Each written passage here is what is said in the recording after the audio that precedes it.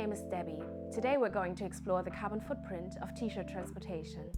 Have you ever thought about the environmental impact that your clothes made to get to you? Where did it come from and how was it transported?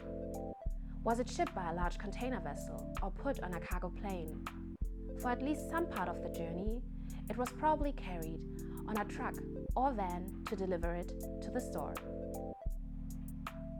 All these modes of transportation emit a certain amount of CO2 and other greenhouse gases into the atmosphere.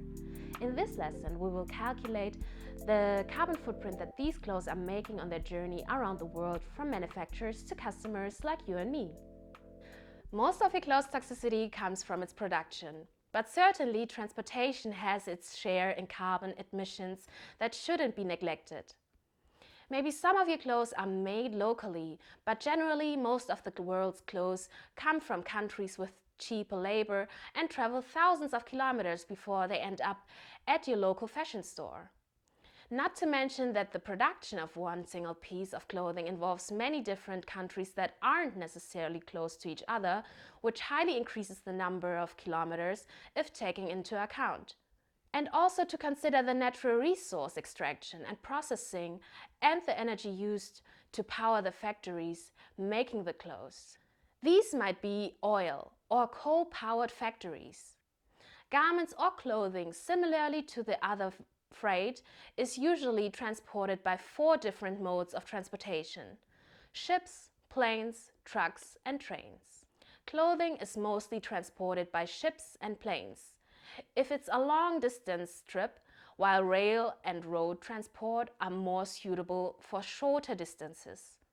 For example, your favorite t-shirt was first put on a container vessel in China and shipped to a European port from where it was carried by train to the warehouse, put on a truck and delivered to the fashion store in your town.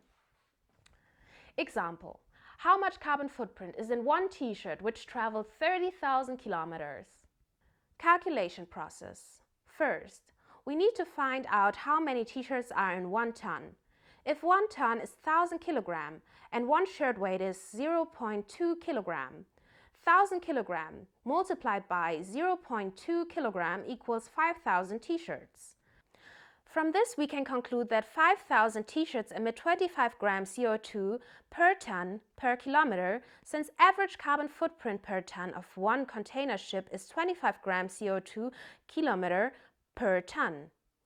Second, to calculate one t-shirt's carbon footprint, we need to divide 25 grams CO2 per ton with 5,000 t-shirts.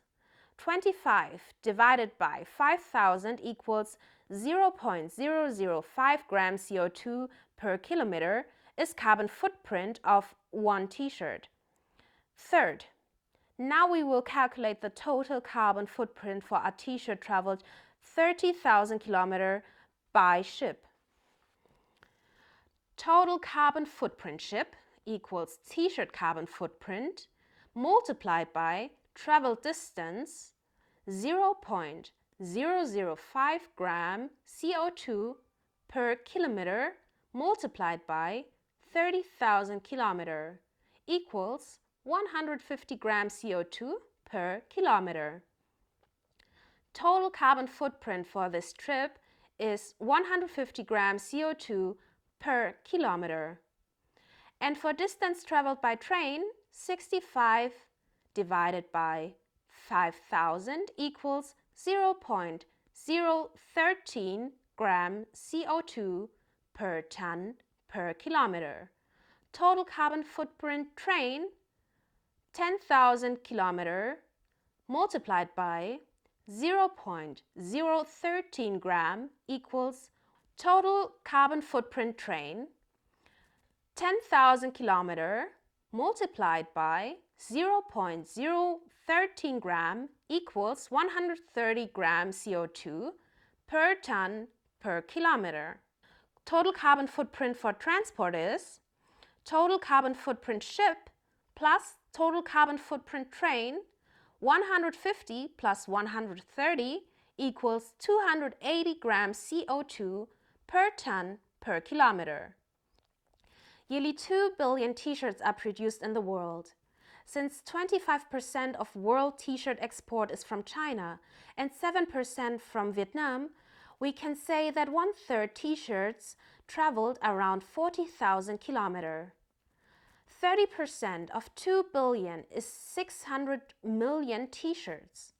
600 million multiplied by 0.00028 ton CO2 per ton per kilometer equals 168,000 tons CO2 per kilometer. 168,000 tons CO2 per kilometer is the total carbon footprint produced yearly for 30% of worldwide t-shirt production.